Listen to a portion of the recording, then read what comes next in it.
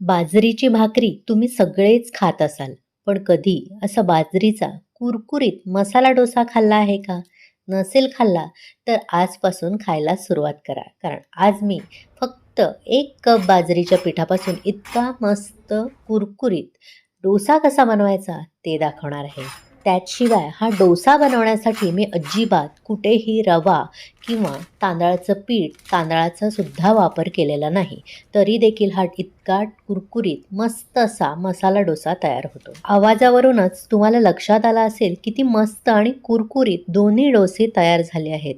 या डोस्याची भाजीसुद्धा कशी करायची ते मी तुम्हाला दाखवणार आहे. सोबत चटणी देखील कशी करायची ते सुद्धा दाखवणार आहे. सर्वात आधी एक भांडं घ्यायचं, त्यावर पीठ चाळायची चाळण ठेवायची आणि त्यामध्ये बाजरीचं पीठ आणि बेसन घालायचं आणि ते चाळून घ्यायचं. त्यानंतर दही घालायचं आणि पाणी घालायचं आणि गुठळ्या मोडून व्यवस्थित मध्यम अशी कन्सिस्टन्सी तयार करून हे बॅटर थोड्या वेळासाठी बाजूला ठेवायचं. मसाला डोशाची भाजी बनवण्यासाठी पॅनमध्ये तेल गरम करत ठेवायचं. त्यामध्ये मोहरी, उडीद डाळ, चणा डाळ घालून खमंग खरपूस अशी परतून घ्यायची. त्यानंतर ह्यामध्ये जिरे आणि हिंग घालून व्यवस्थित परतून घ्यायचं.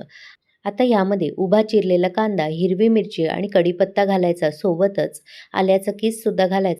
चवीनुसार मीठ घालायचं आणि कांद्याला सोनेरी रंग येईपर्यंत सर्व जिन्नस परतून घ्यायचे. आता यामध्ये हळद घालून एकजीव करून घ्यायची. थोडंसं पाणी घालून मिक्स करून घ्यायचं आणि सर्वात शेवटी उकडलेले बटाटे घालून व्यवस्थित ह्यामध्ये परतून घ्यायचे. इथे आपली मसाला डोस्याची भाजी तयार आहे. चटणी बनवण्यासाठी मिक्सरच्या भांड्यामध्ये ओलं खोबरं, हिरवी मिरची, आलं, लसूण, भाजकी चणा डाळ, मीठ आणि पाणी घालून बारीक चटणी वाटून घ्यायची. फोडणी बनवण्यासाठी कढल्यामध्ये तेल कडकडीत गरम करून घ्यायचं. त्यामध्ये उडदाची डाळ सोनेरी रंगावर परतून झाली की लगेचच मोहरी, सुक्या लाल मिरच्या, कढीपत्त्याची पानं आणि हिंग घालून व्यवस्थित परतून या चटणीवर ओतून घ्यायची.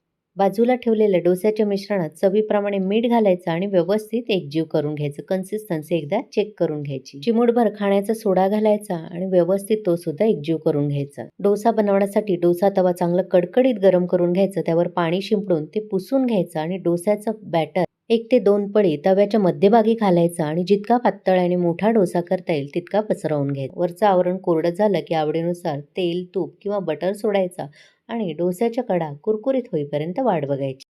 इथे आपला पहिला कुरकुरीत बाजरीचा मसाला डोसा तयार आहे. तुम्हाला माझी आजची रेसिपी कशी वाटली? आवडली असेल तर एक लाईक करा.